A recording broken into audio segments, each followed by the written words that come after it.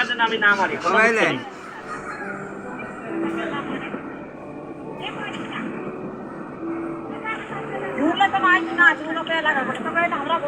এটা ভালো জায়গায় ফেলাই যাবে।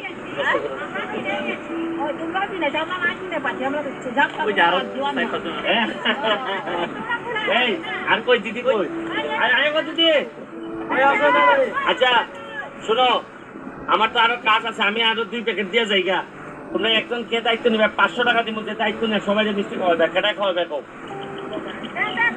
হ্যাঁ এই যে দিদি নাও, এই দিদি 500 টাকা দাও আর এই মিষ্টির প্যাকেট দিয়ে দাও। দিদি দিদি আমাদের কাছে আসেন, গাড়ি থেকে দিয়ে করুন, মিষ্টি দিয়ে দিতেছে। আর এইখানে একজন নিতে পাঠাও, দিদি কষ্ট করে যাচ্ছেন। একলা দূর দূর না ওই এক ছেলে আছে, আই নে রে দাদা আছে না, তুমি লজ্জা পাও না? বুঝা না আমি পাইছি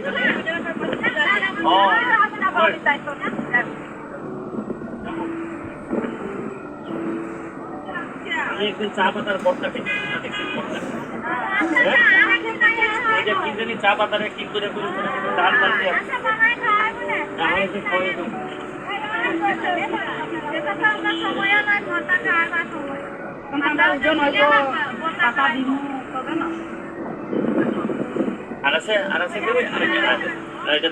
শোনো গো দিদি, জায়গা আরেকটা জিনিস শোনো, খালি মিষ্টির জন্য না, তোমরা যদি কোনো সমস্যায় পড়ো, অনেকে আসেন নেতারা যায় না গিয়ে আবার উল্টা পাল্টা বুঝায় আমারে, যেমন নেতারা হয়ে গেলে, নেতাদের হয়ে গেলে না না কোনো অসুবিধা নেই, এইগুলা ঠিক চলছে সব।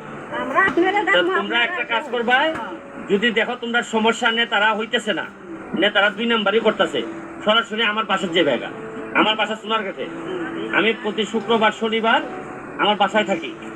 আমার বাসায় বইলা দেওয়া আছে যে চা বাগানে কোনো শ্রমিক ভাই বোন যদি আসে, তারে কোনোভাবেই ফেরানো যাবে না।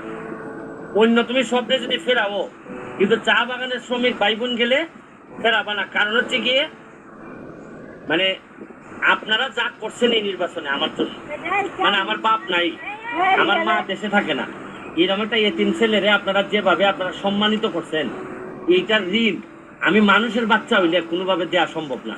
আমি এমপি হইয়াই প্রথমেই গিয়ে শেখ হাসিনা জননেত্রীর কাছে গিয়ে বলছি যে আপনি যদি চা বাগানের চায়ের দাম না বাড়ান, তাহলে শ্রমিকের বেতন পাবে না। এই 40 বছরে কখনো কেউ সংসদে দাঁড়াইয়া বলে নাই আমাদের কোনো এমপি।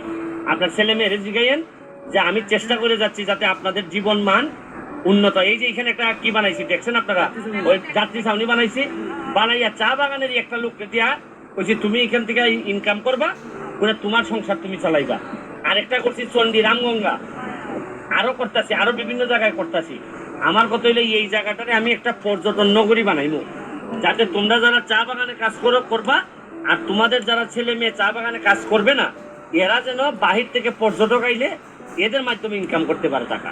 তাইলে হবে কি, শুধু চা বাগানের উপর আর নির্ভর না, তুমি তখন অন্য জায়গা থেকে তোমার আয় ইনকাম আইব।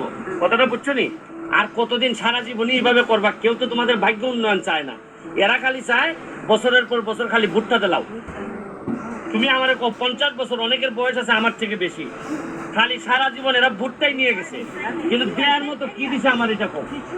তোমাদের দেখা যায় বেশিরভাগ বাগানে মন্দির নাই, বেশিরভাগ বাগানে আমার কয় নাচ মন্ডল নাই, এরপরে কয় পানি নাই, রাস্তা নাই, ব্রিজ নাই। তাহলে 50 বছরে তো তুমি তাদেরকে স্বর্ণের হাত দাও নাই, গয়না দাও নাই।